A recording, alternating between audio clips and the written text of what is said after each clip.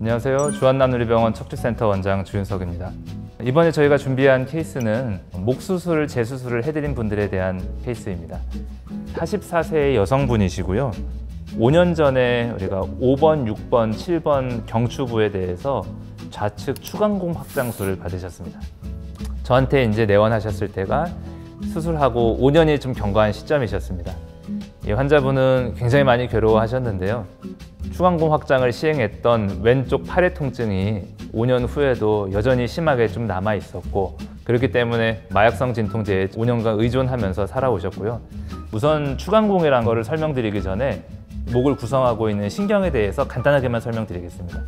목에는 이런 중추신경이라는 줄기신경과 말초신경, 가지신경으로 나뉘어져 있습니다. 대부분의 목 디스크는 이 가지신경이 압박이 됩니다.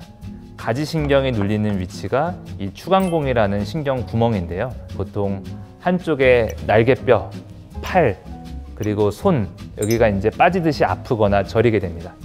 그래서 이런 경우에는 추간공 확장술 같은 간단한 또 수술로 완치가 되는데, 그것과 별개로 좀 전에 말씀드린 이 중추신경이라는 게 압박이 되면은 일반적으로 팔과 다리 전체적인 마비 증상이 유발이 됩니다. 그래서 이런 환자분들의 대표적인 증상이 팔에도 힘이 없지만 다리에도 힘이 빠지면서 보행을 할 때 휘청거리고 약간 중증도가 높은 중추신경 증상이 생기게 됩니다.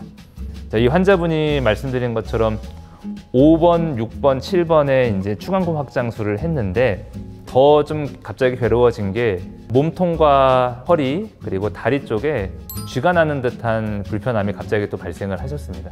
이분에게 이제 좀 새롭게 발생한 중추신경 증상, 그러니까 다리 쪽까지 같이 오는 증상은 3번과 4번 뼈의 사이, 그리고 4번 뼈와 5번 뼈 사이에 중추신경이 압박이 되어 있는 척수병증이 좀 같이 발생을 했습니다.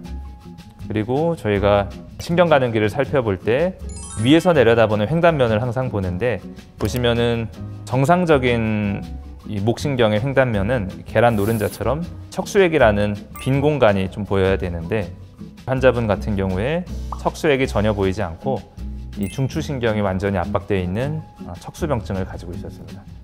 그리고 엎친 데 덮친 격으로 기존에 수술받았던 추간공, 신경 가지가 지나가는 구멍이죠. 그래도 이 반대편인 오른쪽은 추간공이 어느 정도 좀 잘 보이고 있습니다. 근데 좌측의 추간공은 새까만 조직들로 가득 차 있어가지고 신경 가는 길이 전혀 보이지 않고 있습니다. 이제 우측 같은 경우에는 추간공의 넓이가 상당히 넓은데 좌측에 구멍을 냈는데 정작 신경이 지나가는 뼈와 뼈 사이의 공간은 충분히 확보를 못했습니다. 아무튼 이 환자는 이렇게 해서 척수가 눌려있는 척수병증, 좌측 추간공이 재협착되어 있는 문제를 가지고 있었습니다. 어쨌든 이 4가지 문제를 다 해결을 해드려야 되기 때문에 최대한 손해를 적게 보고 안전하게 수술을 할 수 있는지 수술 방법을 좀 많이 고민을 했습니다. 자, 먼저 3번과 4번, 5번에 대한 중추신경병에 대해서는 목 앞편에 이렇게 나사 고정을 하고 인공뼈를 삽입을 해서 가장 확실하고 재발이 없는 이 전방유압술이라는 방법을 선택을 했습니다. 물론 중추신경을 감압할 수 있는 방법 중에 목 뒤편을 절개를 해서 감압을 할 수 있는 방법도 있는데, 이제 그렇게 되는 경우에 목 뒤편에 10cm 이상 굉장히 큰 상처가 남고 목에서 이 뼈까지의 거리가 생각보다 멀기 때문에 상당히 많은 근육을 좀 손상시키게 됩니다. 그래서 이 전방유압술을 선택을 하는 게 이 환자한테 가장 좋은 치료 방법이었고, 더불어서 5번, 6번, 7번의 추간공에 대해서는 기존에 있었던 목 뒤편에 한 5cm 정도의 상처를 그대로 이용해서 추간공 재확장술을 시행하였습니다. 그래서 수술 후에 이제 MRI를 보면은 3, 4, 5번 중추신경에 눌렸던 부위는 충분히 좀 감압이 되었고, 특히나 이게 전방유압을 해서 고정이 되어 있기 때문에 웬만해서는 영구적으로 이 마디에서는 다시 중추신경이 눌리지 않게 됩니다. 항상 신경이 눌렸는지를 보기 위해서 횡단면이 중요한데요. 3, 4, 5번 우리 중추신경, 척수가 눌렸던 부분은 디스크를 좀 제거하고 감압을 해서 수술 후에 충분히 좀 감압이 잘 되었습니다. 보시다시피 이제 인공뼈도 아주 튼튼하게 좀 삽입을 했고요. 추간공 재확장술을 시행한 이제 우리 뒤편인데, 여기 보이는 이게 이제 파묻혀 있던 신경입니다. 우리가 가지신경이죠. 5, 6, 7번 좌측의 추간공에서 신경이 눌렸던 부위는 신경이 나가는 길목이 지금 좌측이 굉장히 많이 좁아져 있는데, 그래서 추가적인 추간공 확장을 좀 시행해서 신경 가지가 지나가는 길목을 거의 그래도 한 3배가량 충분히 좀 확보를 해서 팔로 가는 통증을 좀 완전히 좀 해결할 수 있었던 환자분입니다. 환자분은 이 2가지 수술을 모두 마치고 지긋지긋한 왼쪽 팔에 떨어져 나갔듯이 아팠던 거는 거의 한 80% 정도는 사라지셨고요.